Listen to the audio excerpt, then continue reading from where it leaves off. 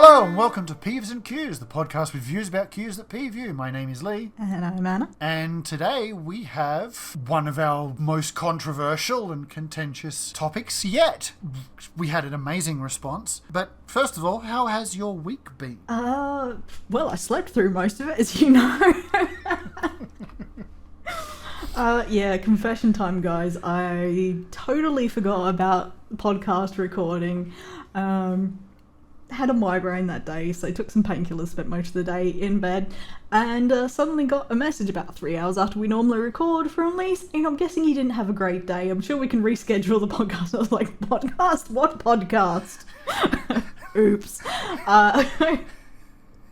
Yeah, we usually do the recordings for these on a Tuesday night, Yes. which gives me a lot of time to put the recordings together and edit them and stuff, because I have a tendency to lack motivation. So I give me a lot of time to do editing. Editing doesn't take that long, but I know me, so I know if I don't have motivation some days, which can last up to 2 to 3 days because, hey, depression's a bitch. Yeah. It means that I'm not stressing out and hating myself because I can't get anything done. But I'm feeling good currently, so... So you've proactively procrastinated. Yes, exactly. If there's such a thing. It is currently Friday, so we're a few days late, and I blame that all on Anna, but it's Absolutely. Alright. In other news, I was also the iceberg that sunk the Titanic. Oh, yeah. Well... I haven't used that line for a while. Yeah. I feel like that's self-deprecating to the extreme. It's just everything's my fault. It's a good line. I haven't had an occasion to pull it out for a while. That's what she said. So.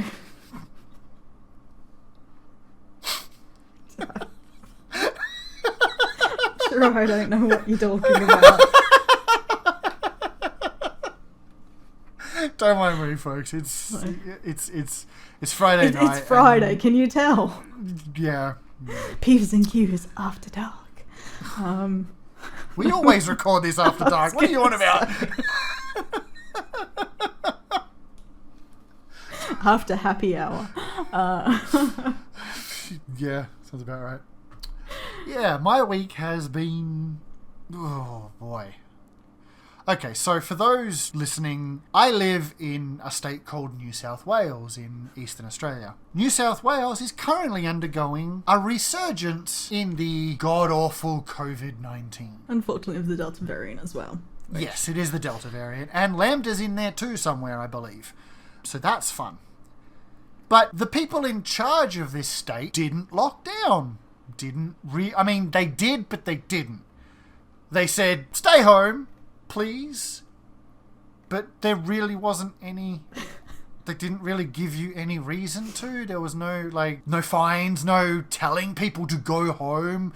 It was literally leaving the gate open to the shepherd's field and just telling the sheep not to go out. Even the daughter of the deputy leader of the state has been fined for breaking their protocols. Yeah, and of course, the system being so corrupt already, they couldn't even name her. Everybody knew who it was, but all they would say is because they couldn't implicate her officially, because they probably get a bollocking from Barilaro anyway. They couldn't even say that it was his daughter. She was just referred to as that young lady. Mm-hmm. She's over 18. She can be named. Everybody knows who it is anyway. So I don't know. It just, but yeah. So it has meant that while policy-wise and legislation-wise there hasn't been a lot done, a lot of businesses, while also not closing, my local Coles, my local supermarket, instituted a mandatory mask policy. You cannot enter that shopping centre without wearing a mask. Yeah. Which I'm fine with. I am 100% okay with. I have no issues with that. I have an issue with the fact that, personally, I can't wear a mask. Yeah. If I put one on, there is a 90% to 95% chance I will have a panic attack. Claustrophobia is a bitch. And a real valid thing. Yes. But you have to add on to that the fact that I can't tell anybody that's why I'm not wearing a mask, because the moment I step out my front door, my voice goes away. Yeah. And then you've got on top of that the fact that everybody around you is wearing a mask and staring at you like you're Typhoid Mary, which does not help social anxiety. So you just need a t-shirt that should say, "It's all right, I'm related to somebody in Parliament." Yeah. But yeah, so the last 2 weeks has literally just been me falling apart because despite the fact that they have all these restrictions in place that are amazing, and I'm okay with the fact that they are doing their best to try and stop the spread, they're not doing a lot to assist people like me who are affected by that. Home deliveries are restricted. A lot of deliveries can't deliver everything you want. Yeah. Mine currently has a 40 item limit. That's not 40 types of item. That's 40 items specifically. So if you buy 2 of the same item, that's still 2 items. Yep. So 12 items or less aisle rules. But it means if you're restricted to 40 items for a fortnightly shop, Yeah. that is at least 2 separate deliveries. I don't get a whole lot of money, and you need at least a certain amount to qualify for free delivery, which in my case is like $150 for free delivery. You need like $30 to get delivery in the first place, but to get free delivery it has to be over a certain number amount. 40 items at $150 sounds like a lot, isn't, because everything's really fucking expensive, but it means I can't really get that second delivery without paying for the delivery, which is $14. Yeah. It's kind of insane what they charge for delivery, actually. And it's a partner delivery, so it's not even the supermarket themselves doing it. It's DoorDash. Yeah, I get notifications from DoorDash on my phone that my delivery partner is approaching with my shopping. I didn't know that. We actually have Coles trucks over here. Oh yeah, no, they do trucks in big cities and major centres. They don't do it in my town. In my town, they use DoorDash. Which, strangely enough, DoorDash isn't here for, like, takeaway food. You use MenuLog for that. How does that even work? So the only reason DoorDash exists in this town is for grocery home delivery. Oh, it boggles my mind. It's actually brain-breaking, yeah. So for me, the last 2 weeks have literally just been panicking on how the hell I'm going to get through. Because last fortnight, I could only get like half of my groceries. So I spent 6 days with no food in my house. Yeah. Because nothing has been put in place to make sure that people like me are not inconvenienced. Yeah. I will grant, I am 0.2% of the population. And there are a lot of people who are reliant on deliveries, and when things like this happen, everyone then tries to get in for deliveries as well, so you then find that you can't get a delivery for like a week anyway. And and because they use DoorDash, I figured out, is why you can't get things from the deli section. Yeah. Which is nearly like a quarter of my fortnightly shop. Yeah. So that's gone. That's out of the picture. But not if I buy the packaged deli items from the refrigerated section. Like if you go to the deli counter and get like half a kilo of ham, you can't get that delivered. But you can buy half a kilo of prepackaged ham. Which is normally more expensive. It is more expensive. That's the point. That's the problem. And they'll deliver that perfectly fine. Yeah. Despite the fact that all it would really mean is you look at the delivery window. If it's in that, you send it to the store and get it, put it in the fridge, which everything gets put in the fridge anyway until delivery. And then it just doesn't make any sense. It's literally a giant extortionary ripoff, and I hate it, and it is screwing me over. This week, fortunately, I managed to find this week's grocery. I managed to get 2 deliveries I was able to afford them this time, thankfully, and I managed to get them on the same day that I usually go grocery shopping, because the last one, it was the day after, because you have to pre-book your slot, a delivery slot, So this time I got 2 slots on the same day, the Thursday that I usually go and get my groceries, which has left me in a relatively good mood, hence, because I actually have food in my cupboards that might, bearing in mind, last me. Yeah. The ability to eat does tend to make you happy. Just a little bit, yeah. But it also means that if I do need small things, like everyone will just like, oh, I need to go down and get a loaf of bread, I can't do that. Yeah. So I can't do the normal convenience things that some people would do, which are allowed, by the way, under the restrictions. You are allowed to do that. I just can't because I can't wear a face mask. So it's been an up and down roller coaster of emotions for me. But on the other hand as well, we had a debut of a new VTuber this fortnight. I'm really happy. She is a singer.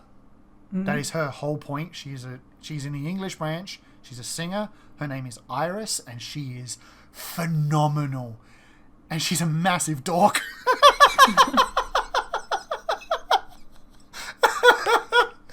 There's a reason they hired her to be the English branch's V-singer. She has an amazing singing voice. On her debut, she sang Cruel Angel's Thesis, and she nailed it. Like, you couldn't even tell like, you could barely tell the difference between her and the actual artist. It was that good. And she has continued to stay that good. But she greets every stream with Hyrus and leaves the stream with Byrus.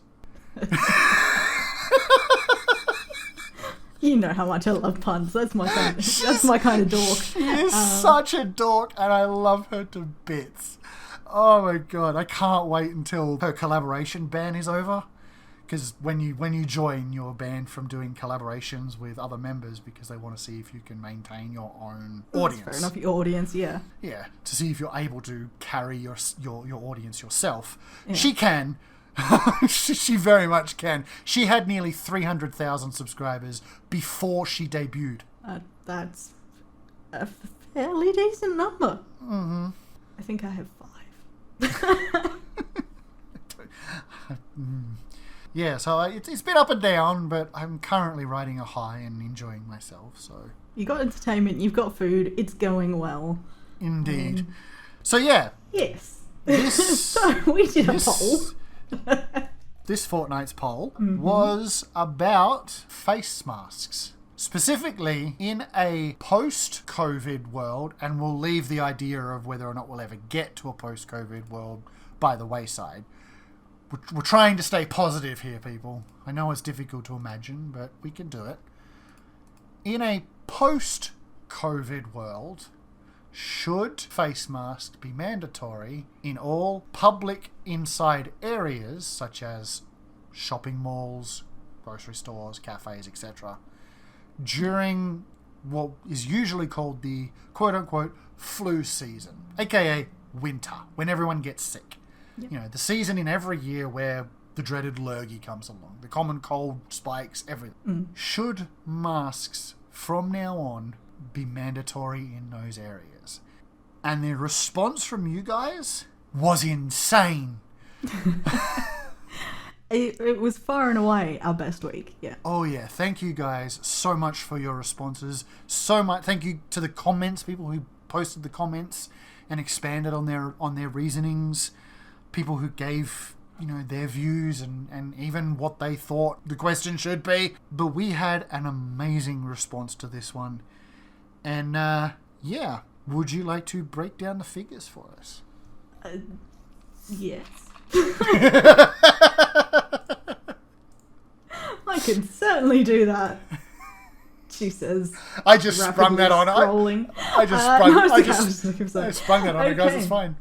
So we had absolutely not a chance and depends, our 3 favourite options, and normally we end up with a clear winner. We normally end up to and I'm actually going to say we normally get 90% majority actually. It's usually very, very clear who our winner is. But it was a lot closer this time. We had... Now, I'd just like to put a disclaimer. These are Twitter's percentages, not mine, if it sounds like I make them up off the top of my head, because they often do not equal 100%. Oh, 47, 9... I think it has today. I think it has. I can add up to 10. It has. It has. I was worried for a moment, but it has actually managed to make it now up that to I've said that. I mean, I totally did all the statistics myself. Absolutely did edge into the lead with 46.3%. So nearly half of you guys are quite happy to work, to recreation, to whatever. Basically, during winter, wear a face mask. And why not? Because it's better at staying up than a scarf is. I'm all for it for that reason. No more freezing your nose off. Not a chance. Came out 31.7, so a third of you. And Depends came in at 22%. So for those looking for the hard numbers, out of 41 votes, absolutely got 19 people. Not a Chance got 13 people. And those who voted Depends, which we will go into, were 9 people. Which, yeah, the results were very, very close. Like, there was, literally 6 between nearly all of them. Yeah. And most of the comments that we got from the Depends people were saying maybe not mandatory, but definitely socially acceptable or very highly recommended. Yeah, encouraged. At least for the people who were sick. They didn't quite think that you should have to, but get on the old peer pressure. Make it a lot more socially acceptable than it is now. Not you're a weirdo if you wear a mask, that it become the norm. So the impetus behind this question was, like I said, I can't wear a mask. Yes. If I could, I would be. Definitely. 100%. It's not as if I'm just choosing to do this to be difficult or whatever. If it was possible to put that wonderful piece of medically safe fabric over my face and nose to protect both myself and others, you could bet your fucking boots I'll be doing it. Yeah. Because I'm not an asshole. I mean, I am, but not like that. So, given that, it means that everyone wearing a mask also helps me, because it means I'm less at risk because I can't wear a mask.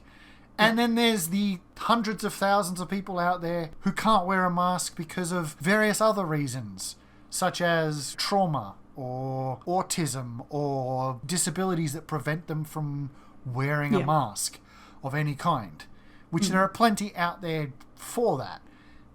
All of those are valid. Mm-hmm. Freedom is not a disability, by the way, despite all the Americans who think so. I'm just going to throw that out there. Yeah, My freedoms is not reason to not wear a mask. There are so many people who can't wear... There are people quadriplegics who can't wear a mask because their mobility is dependent on their controls being in their mouth. Yeah. You can't really put a mask over those. So there's a lot of reasons why someone can't wear a mask. But the idea is mask wearing, we've seen it happen. We've seen it in the last year and a half. Last year's influenza results were markedly better than in every previous year. Yep. The flu rates catastrophically dropped. And I say catastrophically for the flu virus. The rates of people getting the flu didn't disappear entirely because the human species is an idiot. But it dropped markedly last year because people were wearing masks. Like, I don't know if you've got numbers in front of you there. I don't.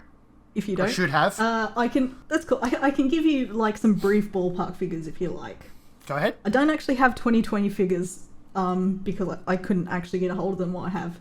But if we say 2018 was a very mild flu season, for Australia, there was 58,865 cases and 235 per 100,000. Okay, so we had 58, nearly 59,000 cases in 2018, which was an incredibly mild season.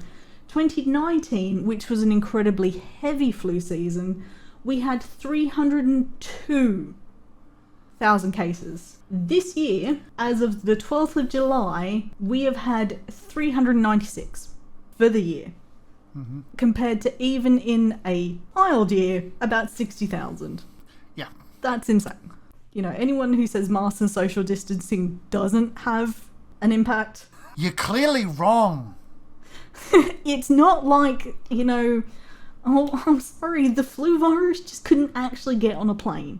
Well, actually, it couldn't get on a plane because half of us can't. But you know what? Planes weren't running. Literally, we had a system where tourism shut down across the globe. Planes weren't flying. Yeah. There were a lot of very pretty air hostesses and whatever you want to call them nowadays. Flight attendants. Flight attendants, my bad. I'm clearly very old. But there were a lot of very pretty flight attendants who were out of work for a long time. And pilots who were out of work for a long time. Luggage handlers. The whole industry shut down. Yep. For the good of the planet.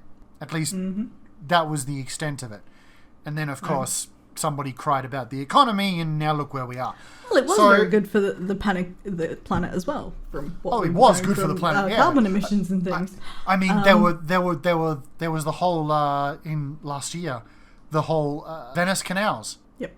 Looked the best they ever have, because nobody was moving along the canals and disturbing all the crap. Mm-hmm. It was clean. It looked gorgeous. Yeah. You know, the smog over China and Japan decreased by like 75%. They had some of the clearest weathers they've ever had, clearest skies and air quality they have ever had, because people stayed home because of this virus. Mm. And of course, there's the whole, some people were serious about it, most people were being edgelords about it, but there was that whole, this virus is the best thing for the planet. Yeah. Which, yeah, okay, yes, but, you know, look, I'm a nihilist. I'm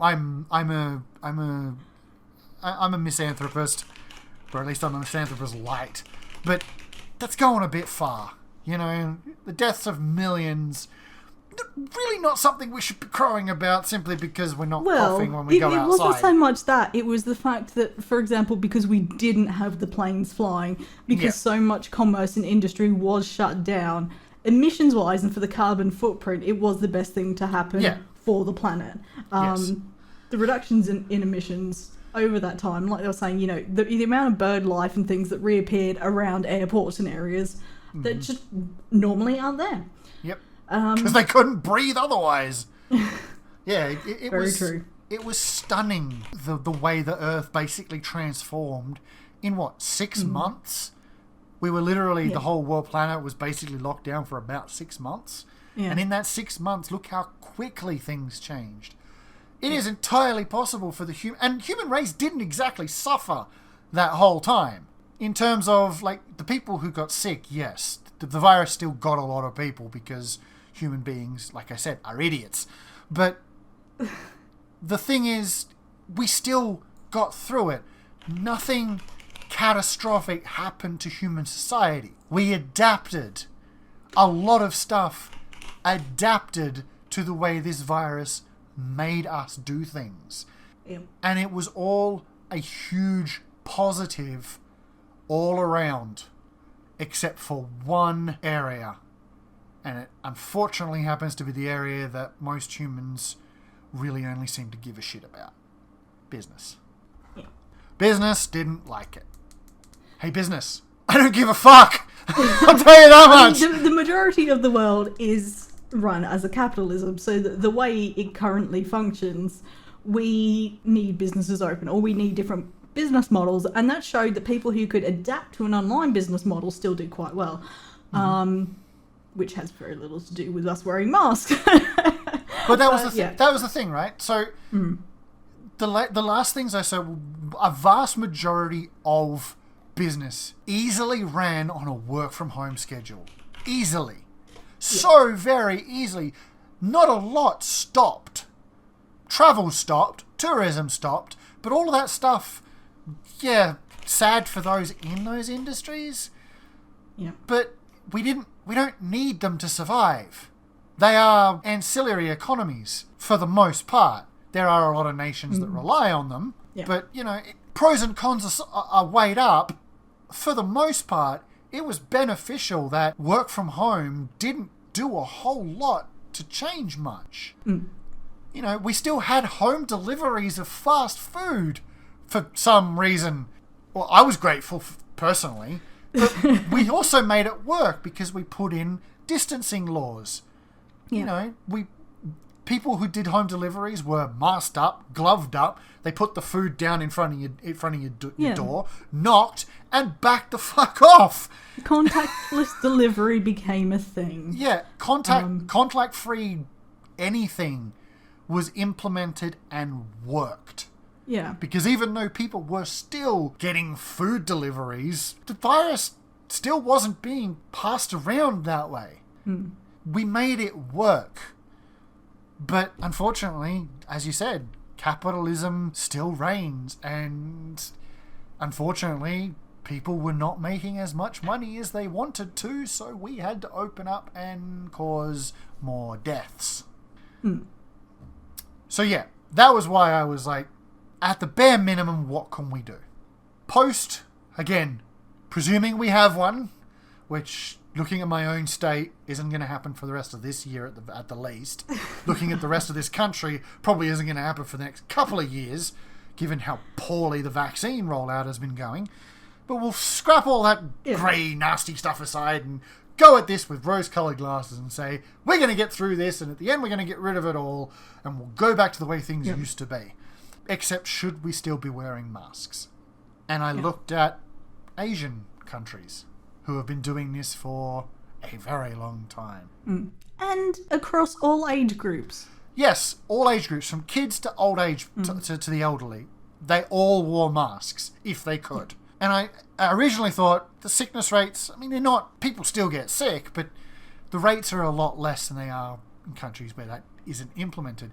But also, it kind of came to me again, I think we discussed this offline. A lot of it is also health and respiratory factor.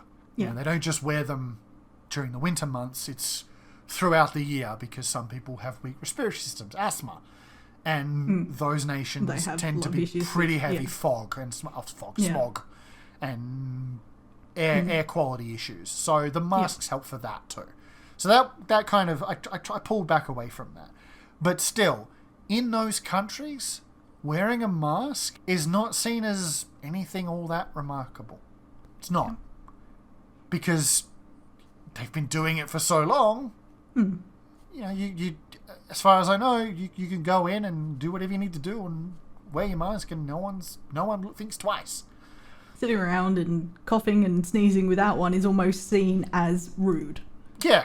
Well, it is rude, but yeah. So I got to thinking about, the Western world, our world, as horrific colonialist white people, and why we seem to have this severe allergy to wearing a mask when we're sick. Because we haven't had to. And why we're having such a massive pushback against the idea of wearing a mask to make sure that other people and ourselves don't get sick. It just, we've had this, we've been contesting with this thing in its many variants for over 18 months now. It's been going on for quite a long time.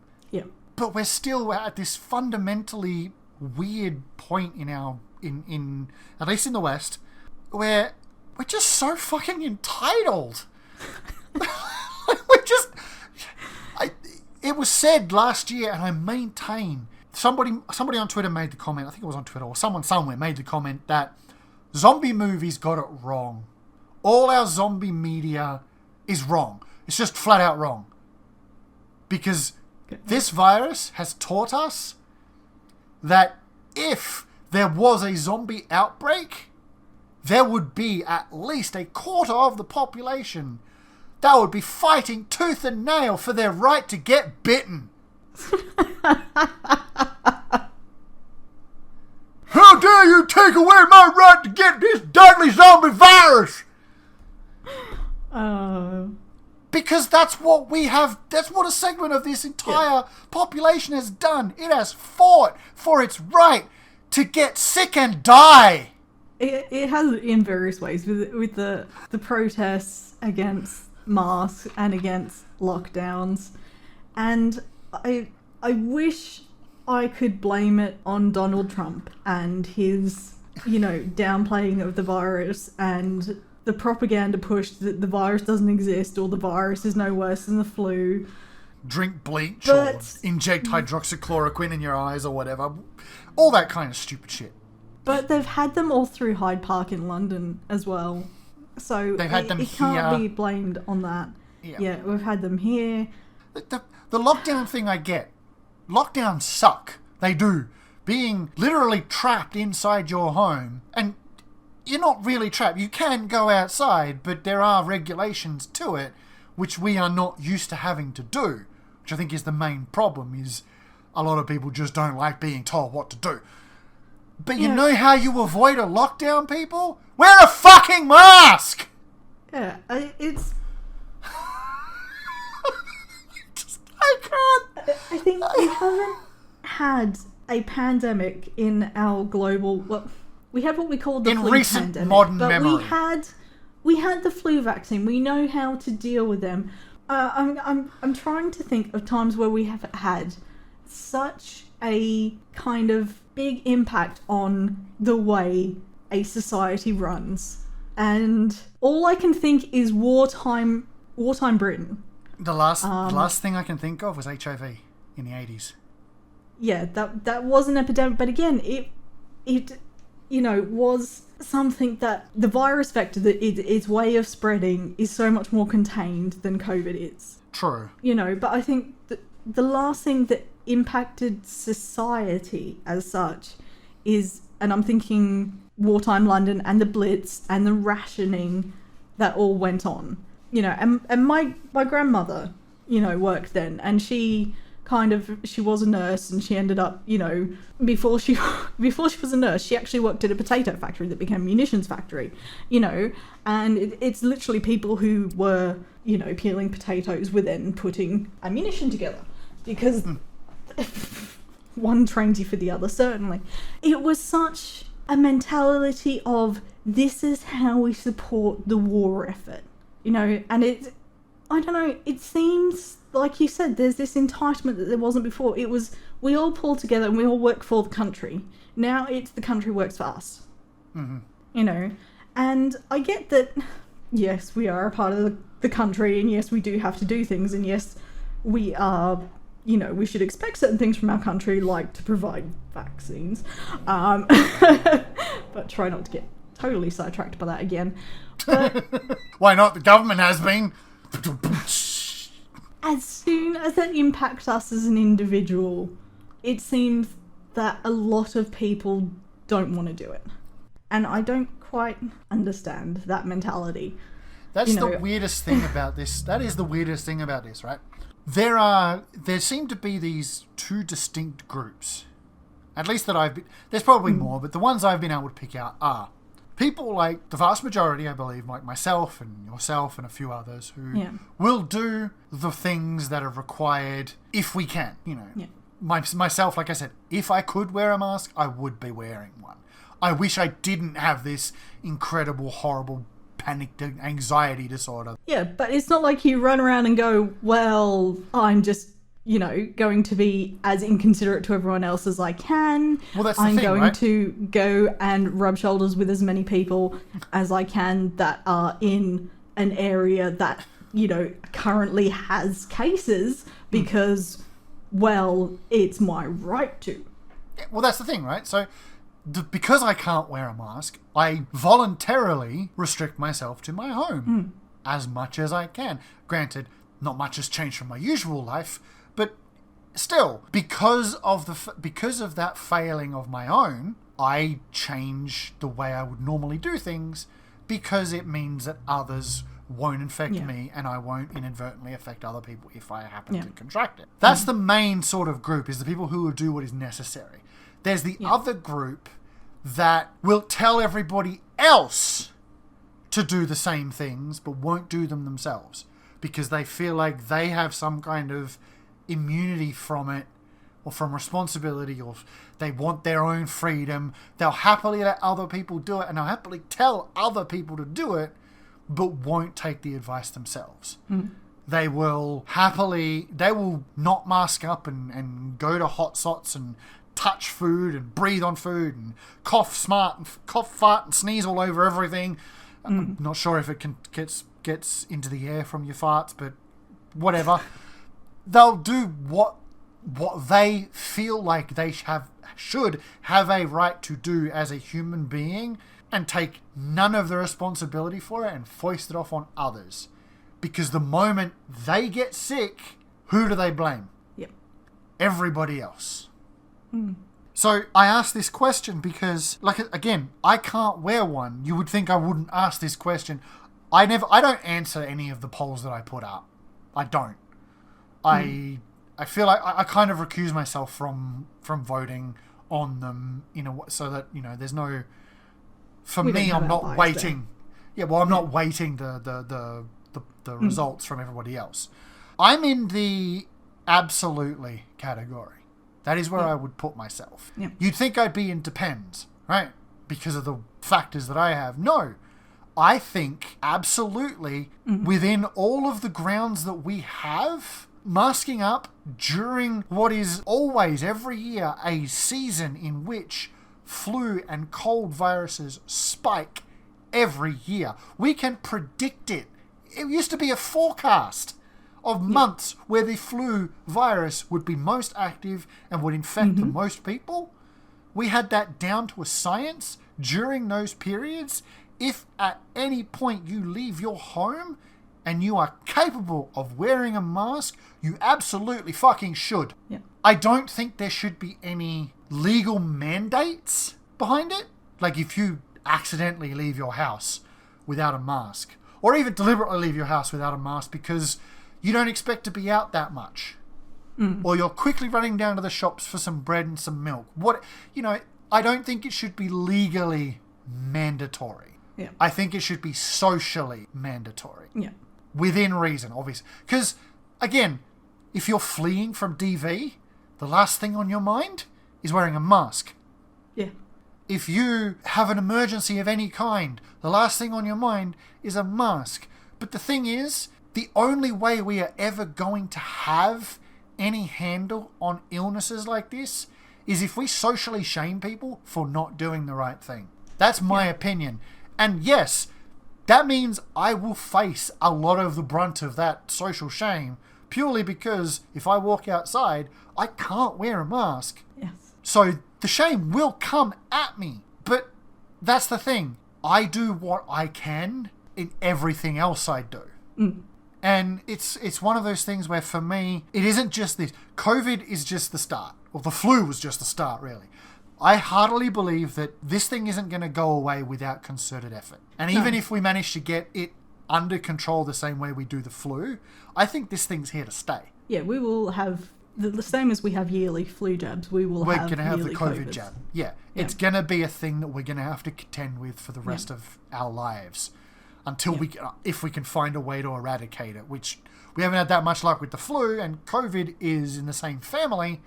So I doubt we're going to have much luck with that without some kind of miracle. But yeah, I think this is a thing that's going to be a part of our lives now. And I think we have tried our best to get it to adapt to us, like we did with the flu. Yeah, and we can already see how quick it is actually, it's multiplying, mutating into various different strands. It ain't going to happen. So we need to adapt to it. We need to change our lifestyles. And that means we need to stop being giant fucking babies about this thing and put on a fucking mask. Yeah. And yeah, we don't think about masks at the moment because we're not... It's not something that we have done regularly enough for long enough for it to become habit. And we can change that now. We should be changing that now, I think. We walk out of our homes, and who doesn't think about if they've got their mobile phone in their back pocket? Who sometimes often will not leave their house without trying to find their fucking sunglasses. It's the same damn thing. Yeah. Just add the mask to the list. And wear it if you can. Don't use it as a fucking chin warmer. Yeah, I see you dicks out there. I've got my mask. Fucking wear it then. I literally, my mask now lives in my handbag. It's got its little thing that it came with because it's got refills of like the filters. Mm-hmm. And so it folds up and it lives in there. And I will be wearing a mask every time I go out shortly because I will be living with somebody who will be having 5 weeks of radiation. Yes, and they will be immunocompromised because of that. Mm-hmm. And that's the thing. So whether it's COVID or anything else, it will prevent me giving that to them. And that's the reason I have had the flu shot. The only reason I haven't had my COVID vaccine, I'm booked for What COVID vaccine? Is well, sorry. true. I'm actually lucky. You and I are kind of about the same age. My state, most people have had 40 and over. We actually did 30 and over. So I am actually eligible in this state to get my COVID vaccine. And I'm actually booked to get my Pfizer in August. I booked when it came out. And it was just so many people booked that was it was already booked through till then. And the person I live with has had their first AstraZeneca, even though it kind of changed and they're kind of borderline for it. But by the time they have their second AstraZeneca, I will have had both of my Pfizer. But then again, the only reason why we have stretched AstraZeneca out for so long is to actually try and make it last longer, because by the time we have vaccinated everybody in this country, some people will already be due to have boosters. Yes, because the Delta has shown a resistance to current vaccination schedules. Yeah. Apparently now it seems like we're going to need 3 for Pfizer, which is supposed to be the one that's more effective. But apparently Delta is just like, it'll work for a bit, but you might want to give us another one. It's literally it's a boxer getting up in the 3rd round after getting knocked out twice. Like, it just keeps coming back, and we have to change our attitudes towards this thing, and we have to do it now. We're out of time. Yeah. We've had our fun. We've had our jabs about how it's just a cold. We've had close to millions across the globe dying from this thing. We have to stop treating it like it's just the common cold that'll go away on its own. It won't. It's here to stay, and we need to make changes to the way we live our lives. Within possible reasons that we can, that don't change a whole lot for the vast majority of people. Yeah. We already have a huge advantage living in Australia. Our population is spread out over such a huge area. And again, I don't want to throw lots of numbers at people because, you'll start falling asleep. You included. Probably 2 of our most populous cities are Sydney and Melbourne. Both have about 5 million in. Our whole population is 25 million. Okay, so we've got, a fifth. 20% lives in Sydney and Melbourne. And they're between 10 and 12,000 square kilometres. Okay, so 5 million people, you're still spread over a fair area. Now, if we compare to Tokyo has 13.9, so 14 million, so nearly 3 times the population, and it spreads over 13.5 square kilometres. So in almost the same area. Bearing in mind, that's also just one city in Japan. Yeah. So it's almost got 3 times the population of our most populated cities over a slightly bigger area. You can't physically distance yourself so much when you've got that many people packed into that space. And that's still quite a big area. Seriously, if you still doubt this kind of stuff, look at the stats for Japan. Oh. Look how closely packed they are, walking down the street together. Social distance over there is very, very difficult. Transmission rates of COVID, well under, at least the last time I checked, well under what they are in even our own country. Mm. I believe they still have some problems, but like it's if they can still manage to keep that thing under control, given just how much of a sardine tin population like packed in they are as a country. Why can't the US? Why can't Australia? Why can't the UK? Because we are entitled dipshits that do not like being told what to do. Yeah. I think we are literally the 14-year-old who is having their rebellious phase. Yeah. But the thing is, when a teenager does it, the worst is they might get a broken bone maybe or die. But for the most part, it's not a terrible injury. You know, they might cough over a cigarette or get sent to their room and crawl out the window because they're still rebellious. With this fucking disease, this virus, this illness, this global killer, there is no going back. Our rebellion is costing lives.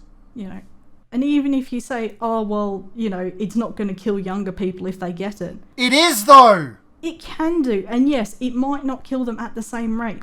But the thing is, they're finding the things like the amount of damage it's doing to people's hearts and things.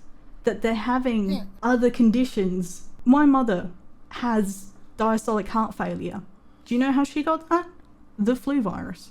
There's the variant, I think it was Delta in India with the black lung. The thing leaves shit in people's lungs. Yeah. It's like this weird this horrible black growth in lungs in India.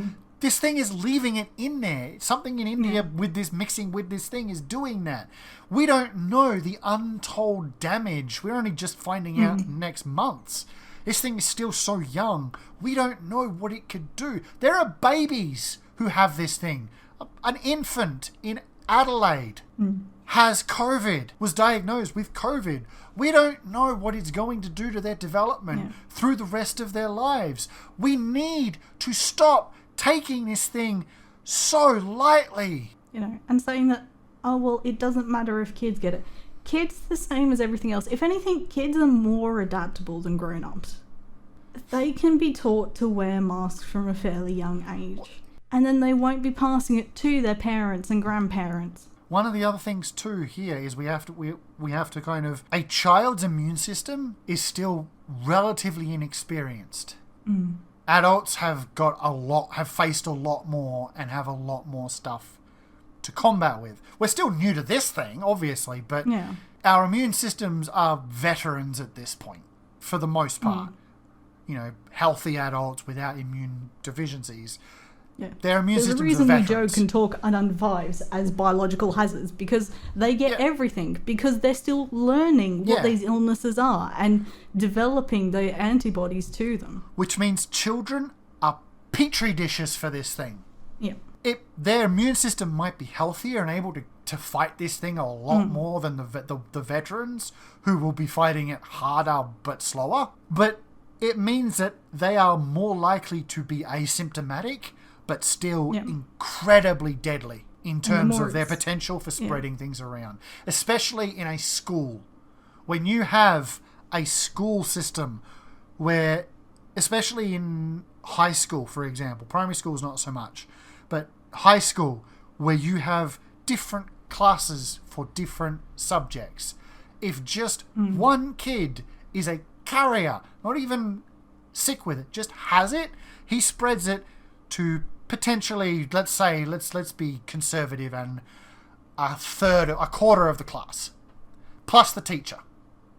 That teacher then sees the rest of the students throughout the day, plus however many classes that first student and all those other students have throughout that day.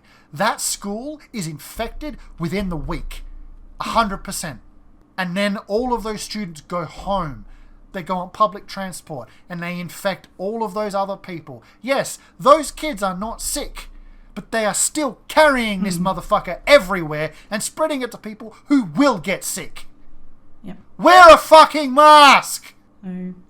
but by allowing a percentage of the population to essentially get it because, they'll be okay and it won't matter, we are still... That's eugenics! More chances for that.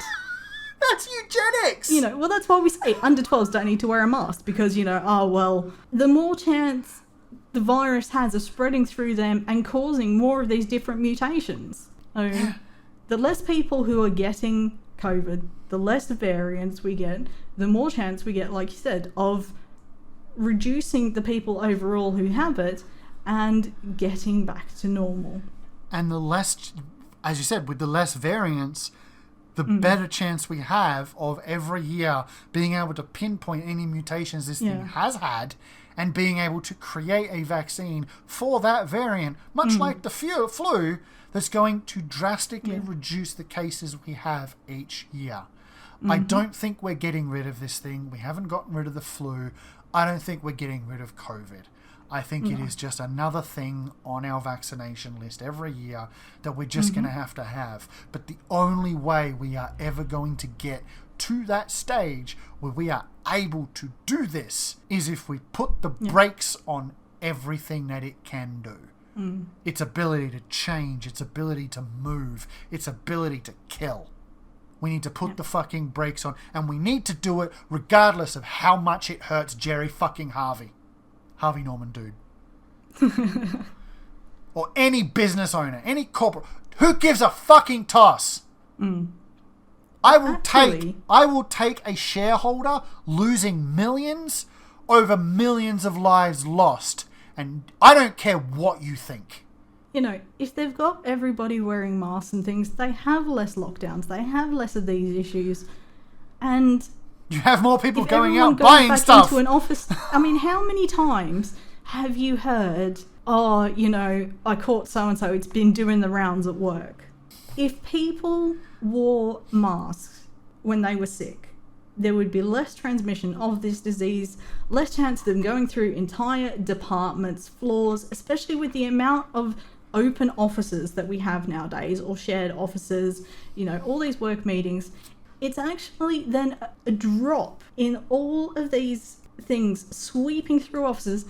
How much productivity do you think is actually lost every year to the flu and all these kind of things? Even, all these stomach viruses and, everything else that just sweeps through offices and, every single year. It's millions of dollars worth of productivity lost. Absolutely. So really, corporate world should be embracing masks. Yeah, the corporate because world, it's going to help their bottom dollar. And I've got nothing against people taking sick time. If you're sick and you can't work, then don't go to work. But on the flip side of that is this thing has also proved, like I said earlier, that we can eliminate 75% of office jobs of people who need to go into an office. Absolutely. People don't need to. We have proven that work from home, productivity loss from work from home is less than productivity lost from people calling in sick. And the amount of people who've actually said that they've realised that they can do their week's worth of work in 4 days. Yeah. That they're actually having to work less hours, less days, and still getting as much work done as they would do in the office. Here's a conspiracy theory for you.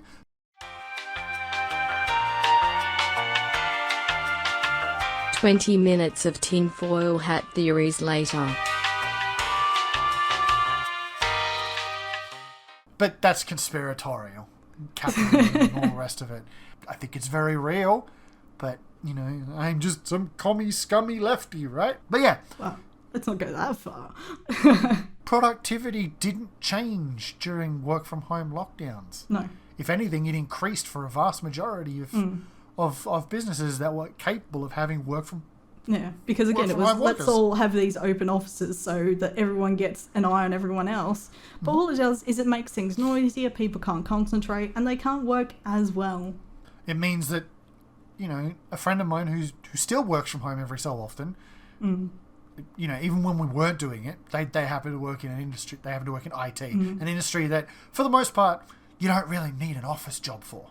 you can do your work from home and still get just as much done because you're still sitting in front of a computer getting stuff done. But, it means that they could sleep longer. Yep. Because they could sleep in till close to 9. Stagger out of bed feeling, well, not stagger out, but get out of bed feeling like they've got more sleep.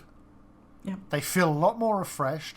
They go to the kitchen, make a coffee, have some toast, and while they're drinking their toast and coffee, they can work.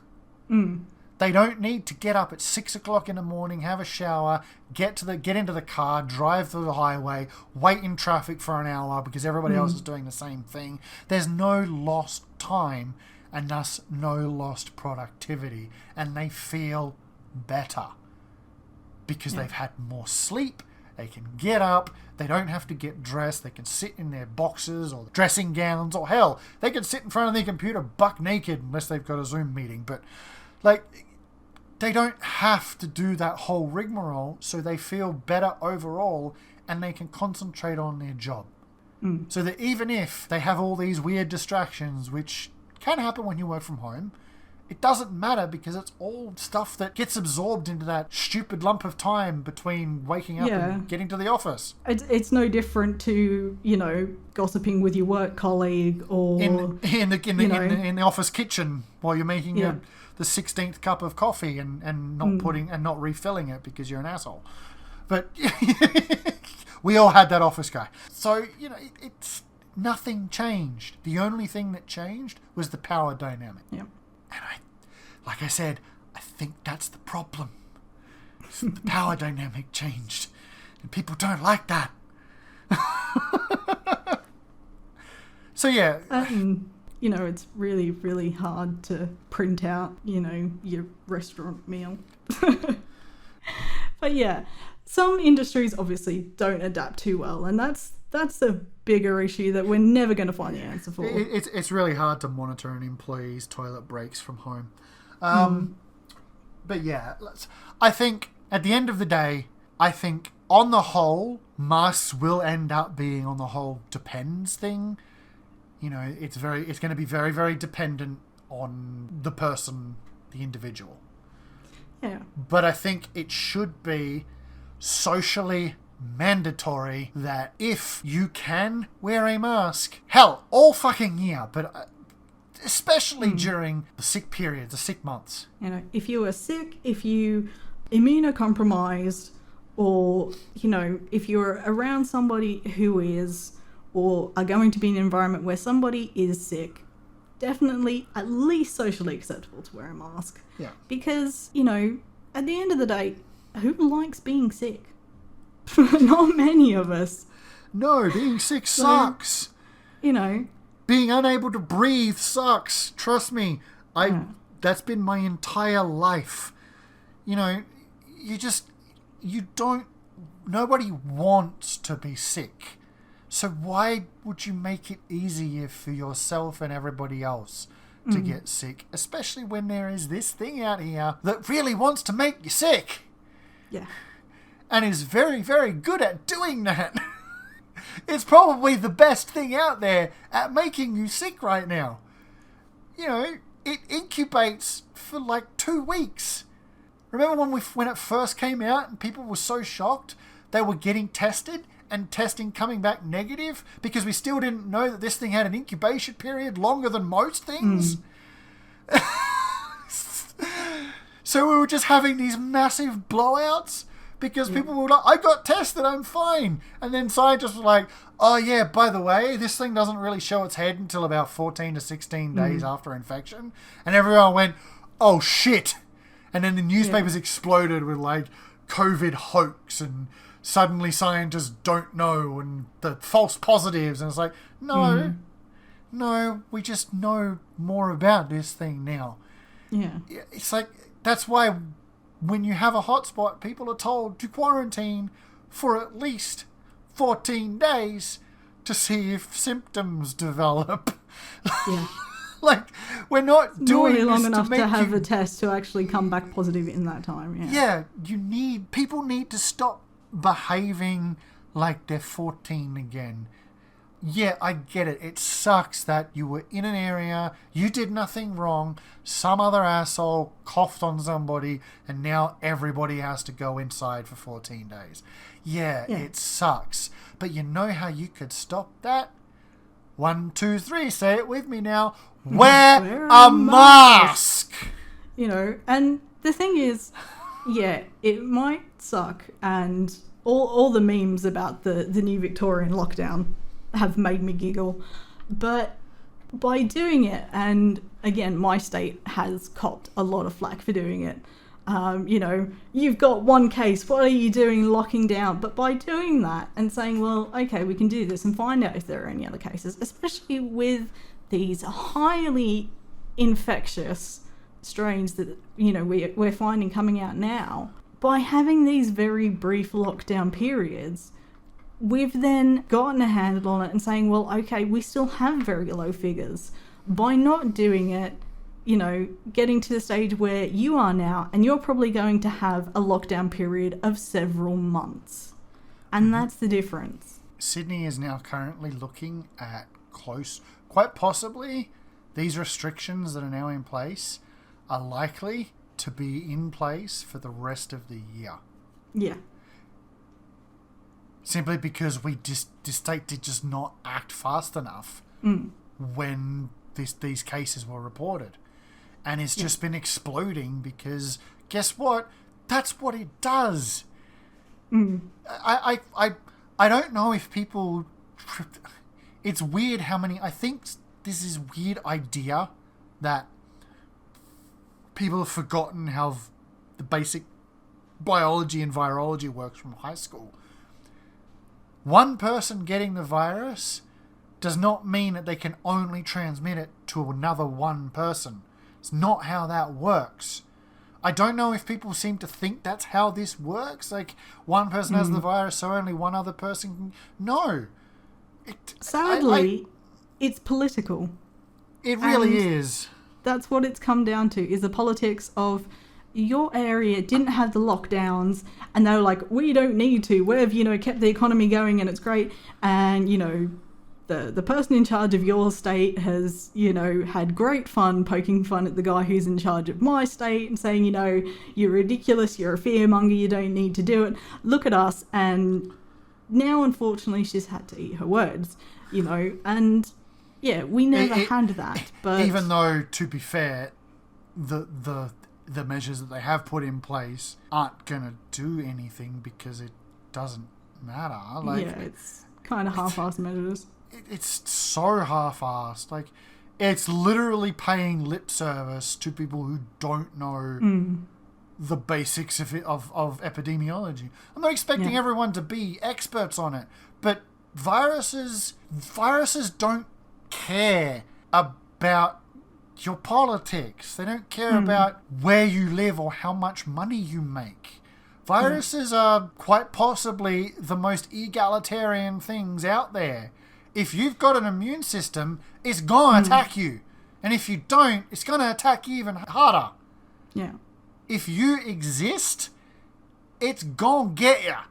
And unfortunately for people who are in lower socioeconomic brackets, it will tend to hit them harder because they do tend to be, you know, have the more ones people that have to spread into more areas, and they do actually have to go out and outside. work their jobs. Yes. And generally multiple jobs. Yes.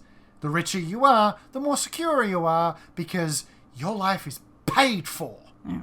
You can survive a month without a regular income. You won't like it, sure, but nobody does. But you can do it. But Jenny down the street with 3 kids on her own and you know, has to work her night shift job packing shelves and her morning job at the cafe and has to make time to get her kids to school. And she has to do that stuff. Her kids who are probably going to give it to her anyway because they don't have to wear masks because they're under 12. Yeah, exactly.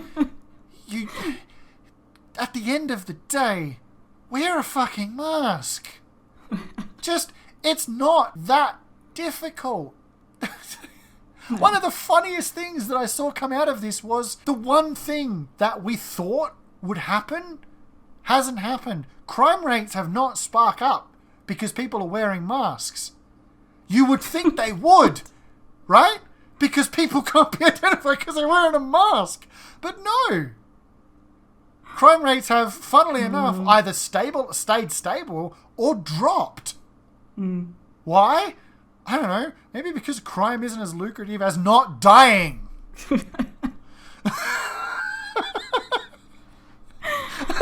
Oh dear. I Can't earn money if you're dead. That is exactly fairly true. We have circled around a lot of bits that have kind of, tangentially tied into this to deal with the pandemic and things. And like we said, looking at it in kind of the wider sphere of things, whether it's during the pandemic as we are now or afterwards, whether it's to reduce COVID or to reduce, other kind of communicable respiratory type ailments, your colds, your flus, your et cetera, et cetera. I think I actually read a story, and even, the having the hand sanitizer everywhere and the social distancing thing, I think they've globally, with the exception of a very few minor, well, I won't say minor, with the exception of very few communicable diseases, they have all gone down because of these very simple things that everybody has been, employing around the world. And most of those things that have gone up, for example, around Malaysia, Thailand, that kind of area of Asia, that Pacific area, there's actually been a resurgence of polio. And that's because polio requires a very high vaccination level. And because of all the, travel restrictions around COVID, they haven't been able to vaccinate people, and that's the problem we're having now, trying to vaccinate everyone against COVID. Can't get the vaccines to people. You have outbreaks of these viruses which haven't been around for 10, 20 years. But so many of these kind of diseases have reduced by a phenomenal amount simply because people are staying away from other people, they're sanitizing their hands, and they're wearing masks. Very simple, basic things that we can all do that can all become routine, socially acceptable things, which will, like we said, will cut down, the amount of hospitalizations and deaths every single year, will increase productivity. Yay, capitalism. Will stop you feeling like crap because you're stuck at home going, oh my god, I feel like death. It's easy to do. Why not do it? Certain countries do, and it works for them. You won't, like we said earlier, you won't leave the house without your phone, you won't leave the house without your keys, you won't leave the house without your sunglasses. Just add the mask to it. Absolutely. And you know what? Somebody out there is going to come up with some way of making this, like we already have there's the debates about all the different types of masks and how effective they are. But here's the thing.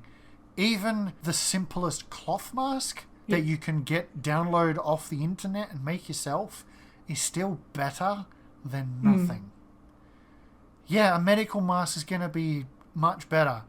Yeah. But, you can still also, strangely enough, somebody I believe out there has made like a sheath for the medical mask, the disposable one. So you can just get that white thing that comes in a pack of 50 that you can buy online or whatever, and you can put that in that cloth sheath and make it look as pretty as you want, and you're going to get a stylish looking mask. Yeah, I saw somebody the other day wearing a cloth one over those. And like I said, I've got a cloth mask I bought from my local pharmacy. It literally has like a little insert. You slide a filter in. It's almost like a charcoal filter. And you can buy replacement filters. Yep. So you still have that filter in front of your nose and face. And you can put another one in. And it will still, it's okay. It's not quite sterile and a medical type seal, but it's, still better than nothing. Just find a way to make it work for you. Yeah. If it is physically and feasibly possible for you to wear a mask, please wear a mask. If you have no family, if you care about nobody else but yourself in life, just think, I'm stopping myself from getting sick and I don't like being sick. You can do it for the most selfish reason and it will still help. Because at the end of the day, we all like selfish reasons. That's the thing. You could be the most selfish person in the world and care only about yourself. But wearing that mask is inherently as selfish as it is helpful. Nobody loses when you wear a mask. Nobody loses. Yeah. Everybody wins. You win and everybody else wins too. Except maybe lipstick companies, because you don't have to wear it. Well, that's the thing, right? I believe there are companies that are, like have invested so much into like this weird medical plastic that's see-through, so you can still see, because like not even see-through works not only for the fact that you want to wear your pretty lipsticks, but helps for deaf people who can read your lips. Absolutely. So being able to see that works. So there are people out there who are putting as much research into like masks that are transparent as there are normal masks.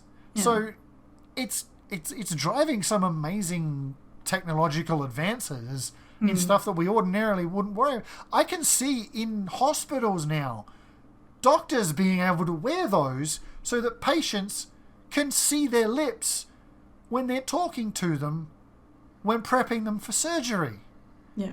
Which, is going to be a bit weird, but when you've in a bed with your own oxygen mask over your face and tubes and all the rest of the mask, the cap they put on you, and all the noises going on around you, you're still going to want to pay attention to the doctor who's talking to you. And even if you're not deaf, our brain still is able to make the connection between the movement of lips and the words that somebody is saying. Yeah. It helps with our comprehension. Yeah, because a huge amount of communication is nonverbal. Yeah, which is why we have such a hard time being able to understand the dentist. So our mouth is open, but he's the one who's incomprehensible. But like you said, if you care about nothing else, wearing a mask still helps you. It stops you from... Well, it doesn't stop, okay? Let's be honest. It is not 100%. Nothing is 100% except not going outside and being around other people. Yeah, have your own little bubble. Yeah, having your own little bubble. But it is way more effective than nothing else.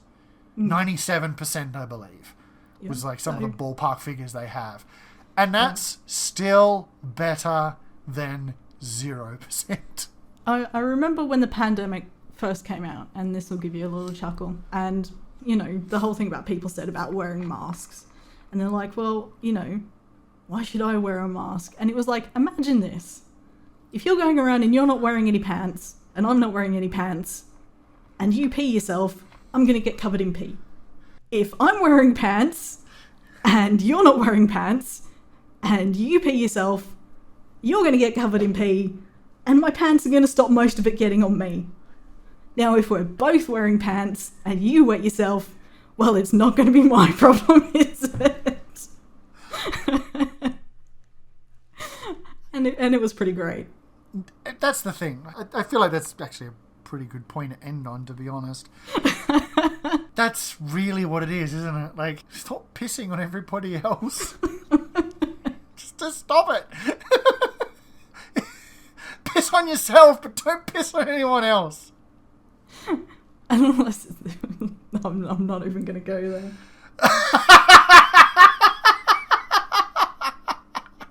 Okay, don't piss on anybody else in public without their consent. So we're probably not in public anyway, because you'll probably get arrested for that sort of thing. Well, yes, but without their consent. Like, if that's your kink, more power to you, I guess. But, make sure you're both wearing a mask while you do it.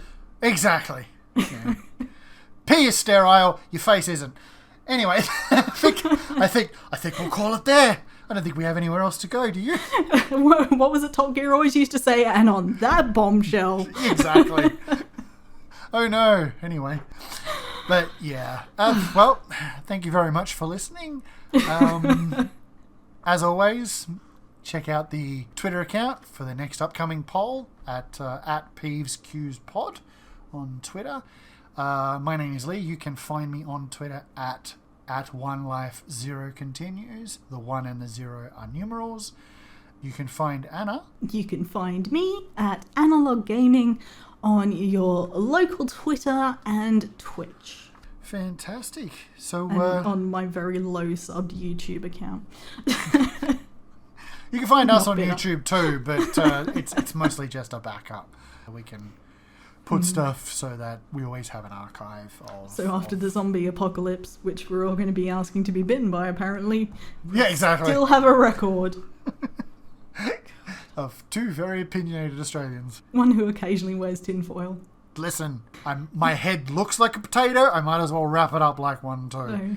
So it's a very fetching tinfoil hat. I'm very impressed. I made it look like a pirate hat. But yeah, thank you very much for listening to the podcast. And once more, please wear a mask. Yes. And while you're wearing that mask, like, follow and subscribe and do all that good stuff to our channel so we can get more of our polls out so you can hear more of our odd views about your views. Exactly. And please do spread it around to your friends and family if you think they would enjoy this kind of content.